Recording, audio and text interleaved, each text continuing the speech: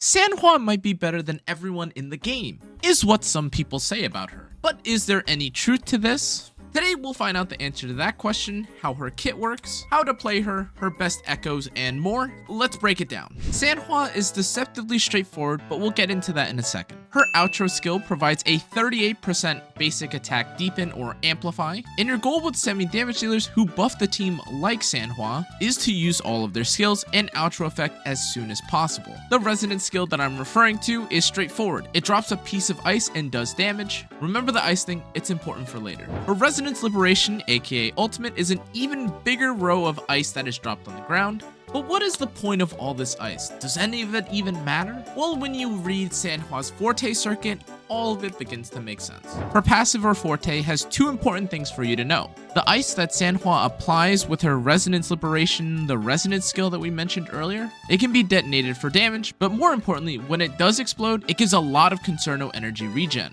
However, what's really interesting is that Sanhua's heavy attack acts as a special minigame when you activate it. To break it down, when you hold down left click or your basic attack, a moving indicator will travel from left to right. Let go of your basic attack button or left click when this moving indicator is in the highlighted zone, and enjoy a free detonate plus Concerno energy regen. Now there's a lot of potential here. She's got very fast animations, good Concerno energy regen, and even some potential for damage if you look at her Forte skill tree. I mean really, just count how many times you can get off her full rotation, and you'll see why she's so crazy. But let's dive deeper with how to actually play her. Now there's no trickery here, the kit plays exactly as it sounds. Sanhua begins her rotation with an intro or swapping from another character. She casts her Resonance Liberation so that you aren't wasting potential energy generated by the rest of her rotation, and then she uses all of her skills on cooldown. Afterwards, she uses her heavy attack and tries to land the moving target in the highlighted zone, and once you land it, boom. Concerno energy and damage galore. That's the basics of how to play Sanhua. However, what makes this character great and deceptive at the same time is that she's so simple and open-ended that you could play her a bunch of different ways. Ultimately, the end goal is to gain enough energy to use her outro skill so that your next DPS is buffed, but that's just the surface of what her potential is though. Sanhua having such a fast rotation means that you could begin doing a lot of experimentation, but that leads to a lot of questions. Does the extra Concerto energy and rotation that you gain by playing Sanhua justify taking her over someone like Baiji, who we also get for free? Can she out DPS or overperform compared to someone like Yinlin? There are a lot of tests, factors, and questions that need to be asked when it comes to this character, but that just adds to the potential benefits that she has. On to weapon choices. Sanhua shares a lot of the same best weapon choices as the others when it comes to swords. Emerald Genesis is terrific for all sword-wielding characters. It gives crit rate, and Sanhua especially appreciates it.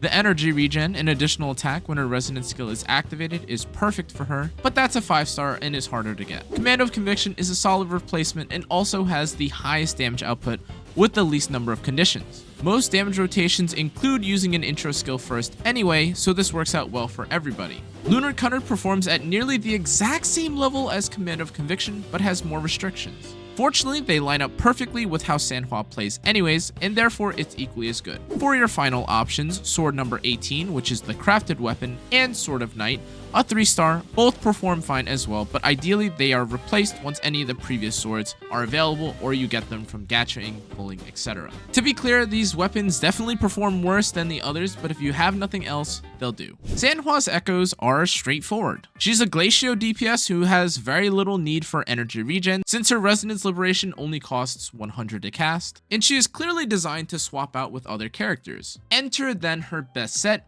Moonlit Clouds. The energy regen you gain by having the Sonata effect is okay despite not really needing it, but the selling point of this set is the 5-piece effect. It increases the attack of the next resonator by 22.5% for 15 seconds after using an outro skill, and 15 seconds is typically long enough for damage dealers to finish using all of their skills. Sanhua herself also having such a short rotation means that this set and Sanhua's outro skill are constantly being applied and used, but before you ask about it, the Glacio set is okay but not that great. if you for some reason were farming for Ling Yang and needed a second character to use the other echoes that you rolled on. And if you wanted the math, here's a calculation of the damage done between the two different sets in a team setup. Thank you to Maggie, who actually did these calculations beforehand, and ultimately the results speak for themselves. Glacio does give more personal damage, but loses out to Moonlit Cloud if you're using Sanhua with another damage dealer and trying to buff that character as well. But now on to stats, where Sanhua is still as simple as you'd imagine her to be. Crit rate main on the Impermanence Heron is still going to be your best in slot, but keep in mind that this echo does have a slight learning curve if you want to use it well. A short summary of why this is the case is because of this.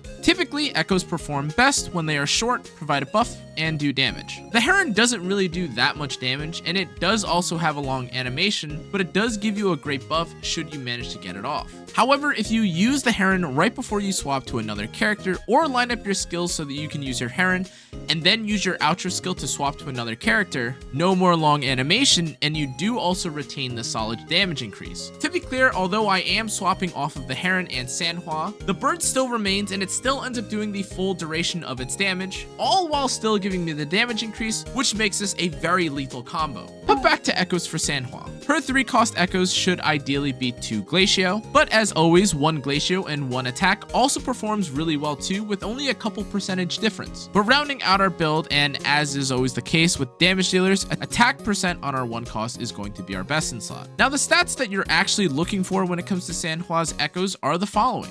Crit rate, crit damage, and attack percent are the most important 3, and after this, getting something like energy regen, flat attack, and pretty much any damage percent increase to your skills / damage share is fine too. Side note, a small change that I've been doing when rolling for echoes is that I've recently started rolling for echoes until I find one that rolls crit rate at +5.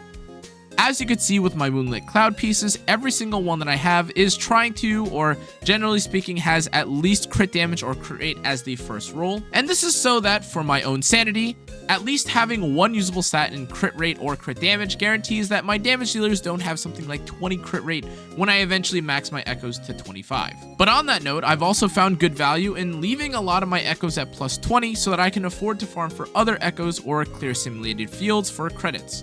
I am super broke, by the way. That is primarily the reason why I'm farming that field, and I'm sure a lot of you guys are also broke on that. In any case, aiming for around 50 crit rate and roughly 180 to 200 crit damage is the sweet spot for being realistic and also providing good value to your team. And finally, in terms of attack, getting at least 1500 is going to be your goal, but this number kind of depends on what level you are and what level your weapon is. Don't stress too hard about it, it will come with levels and time. And now for pairings, Sanhua has pretty good value when paired with almost anyone in the game for a couple reasons. Her basic attack increase applies to pretty much everyone, and Sanhua's rotation is very quick, which means that she can slot in as a Concerto Energy Resonance Liberation spammer in most teams. But the real question though then is where she works best. And the answer to this is with Encore. Sometimes Ling Yang too. Based on what her strengths are though, it's clear that the best resonator to use with Sanhua is someone who uses basic attacks primarily and also makes use of Sanhua's quick rotation. Encore and Ling Yang both benefit the most from this because of their playstyles. But sweat warning for a second as I explain why. Encore gains a lot from being able to reduce the length of her animations by swapping to another character.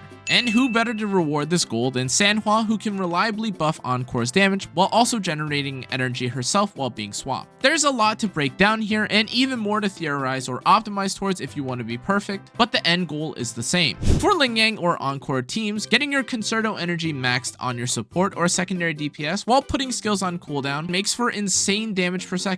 Quick swapping and making sure that no lengthy animation from Encore stays on screen without another character swapping in to shorten it, and also putting any skills on cooldown while all this is going on makes this whole playstyle and combo a step above the rest, both in difficulty and also output. It also gives you carpal tunnel, to be honest. At any level of play though, Sanhua's value is present just because of how her Ultra skill affects Encore. Even the most basic play would still involve using all of Sanhua's skills, timing her Ultra skill to then buff Encore's damage. So regardless of what difficulty you play her at, there's great reason to take her even if you aren't playing her super sweaty. So we broke down how Sanhua works, but is she actually actually better than everyone else in the game? Of course not. Now, that isn't to say she isn't good or spectacular, because she obviously is. Pretty much every character in the game can utilize her Ultra skill buff or can benefit from having her burst DPS on the team, but that doesn't mean that other characters like Calcharo, Jian, or even the Havoc Rover would prefer her specifically over other half buffer, half DPS combos, like Mortefi for Jian or Yinlin for Calcharo. Specifically with Encore and Ling Yang, she is a fantastic option, but calling her the best in class when characters like Yinlin or Havoc Rover can provide insane bursts in a similar time frame, and other characters can provide higher damage increases with their Ultra skills, there's a lot of math to do here to see if her damage increase even is justifiable compared to running someone else with a big DPS in place of Sanhua and just forget her buff entirely. That's a lot of theoretical math though. She's great, but not God. But anyways, thanks again for watching, guys. Make sure to check out the rest of my socials, my content. Thank you for watching though, guys. I hope to see you all in the next one. Stay safe, stay healthy. Good night. Whoa, you made it to the end of another Kana video. Maybe you should click on the next one. Or this one that YouTube just recommended to you. That would probably be pretty cool, wouldn't it? I think they would enjoy this one. You should click on this one. Okay. Bye-bye. Good night. Click on this one and watch the next video.